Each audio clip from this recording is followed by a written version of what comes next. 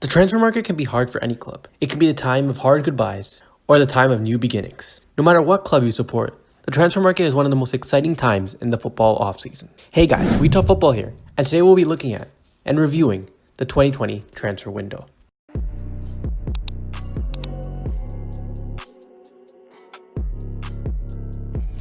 Let's kick this thing off by saying this is one of the strangest and most exciting transfer windows we've ever seen, and we'll never see anything like it ever again. The transfer window started late and is ending late into the season. There were some crazy deals and some crazy rumors in this transfer window, so let's start breaking those down. To start off, let's look at the Premier League. The first club we're going to look at is Arsenal. Arsenal had a pretty decent transfer window, straightening the club's weaknesses from last season, and Arteta got to spend freely. Willian came in on a free transfer, and he has looked electric in his first couple games. Gabriel, for a reported 30 million fee, has looked solid at the back. Dani Ceballos has also returned for another season-long loan from Real Madrid. As well as the biggest signing potentially Arsenal have made in many years is the signing of Atletico Madrid star Thomas Partey. Arsenal triggered the release clause on deadline day, and it could be one of the best moves that Arteta has made, as the midfielder will bring a much-needed defensive stability at the back and allow the midfield to push on further. Next, let's look at the biggest spenders in the transfer window. Probably the most busiest club in the transfer window after a one-year ban, Chelsea. Lampard went all out this window, signing Kai Havertz for 71 million, Timo Werner for 53 million, Hakim Ziyech for 40 million, Ben Chilwell from Leicester City for 50 million, Thiago Silva on a free, Edouard Mendy, the new goalkeeper replacing Kepa, as well as Maling Sarr, who they sent on a loan, but will be a top center back for the club in future. Chelsea let go of, as we noted, Willian to Arsenal, Pedro, Ross Barkley, Michy Batshuayi, amongst others, to really clear out the deadwood in the club. And all in all, it was a solid transfer window for Chelsea. And if the squad can gel together further down the season, they're going to look like a big threat in what looks like a very undetermined, shaky Premier League season.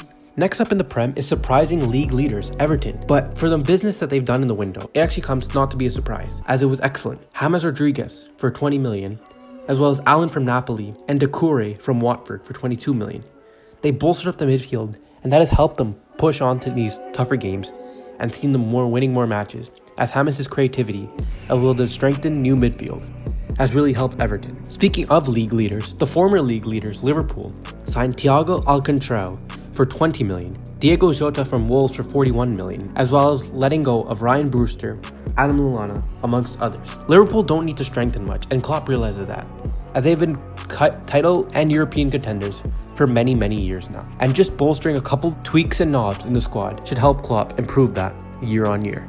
Now, another club that spent big in the transfer window is Manchester City, and primarily at the back. They signed Ruben Diaz, as we reported, for 68 million, Nathan Ake from Bournemouth for 43 million, as well as star winger Ferran Torres from Valencia for 25 million. They let go of David Silva, Leroy Sané, which was a big move to Bayern Munich, which we'll speak on, and amongst many others on loans and buys. Manchester United now, City's rivals, and on the other side of Manchester, weren't as productive as their neighbours, with only signing Donny van de Beek, Alex Telles, Dean Henderson, who came back from Sheffield United, and Edison Cavani. United fans were hoping for Jadon Sancho, Ousmane Dembele, so many high-quality stars. Although Telles, Cavani, Henderson, and the youth players that they signed as well for the future are good additions, it's simply not good enough for a team that wants to challenge yet again. The players they let out were Alexis Sanchez, Diego Dallo, Andreas Pereira, and Chris Smalling on deadline day to Roma. Now finally, what probably was the biggest story of this whole transfer window, and probably the club that won biggest, was Tottenham Hotspur, as they got the return of Gareth Bale, as well as signing Sergio Reguilon and Pierre-Emile Højbjerg, as well as Matt Doherty. Tottenham looked like a strong side, with Kane and Son also on form. This team could push for a title challenge, and most likely top 4. Now shifting things over to Germany and the Bundesliga, where Bayern Munich also, after losing Thiago, had to recover something. So they signed Choupo-Moting on a free from PSG, and Douglas Costa makes his return to Bayern Munich on a Juventus loan. And finally, most notably, the defending European champs went out big and got German winger from Manchester City, Leroy Sané, for 40 million only. What a signing this was, and it's only surely to help them in defending that crown and going on again for a 14th straight Bundesliga title.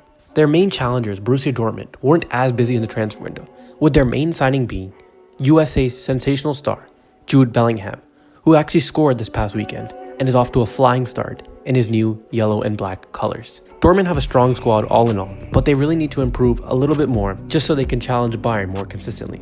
Otherwise, the German Giants will be running away with the league more and more as the years go on. Let's now shift our focus to La Liga, where Barcelona, under new manager Ronald Koeman, brought in Miralem Pjanic and sensation Sergiño Dest, but they also lost Artur and Nelson Semedo to Wolves. Barcelona fans probably had the most stressful window, as Lionel Messi was almost guaranteed a leave at one point in the window, but all rumors settled down and he is ready for a new season with a new strengthened Barcelona.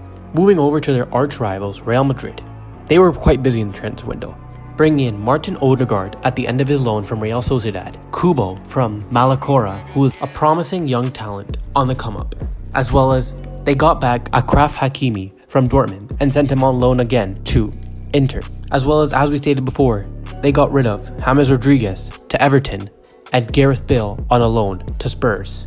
Shifting over to France, where league leaders PSG weren't really too active in the transfer window, as they were more focused on keeping the likes of Kylian Mbappe and Neymar happy. They got rid of Choupo-Moting and Edison Cavani on separate deals to Manchester United and Bayern Munich. Finally, moving into the Serie A, a new revitalized Inter Milan looked very deadly with Antonio Conte, and he only strengthened that this transfer window, adding in, as we previously stated, Achraf Hakimi from Real Madrid on another loan. This move only helps Conte as he strengthens the squad.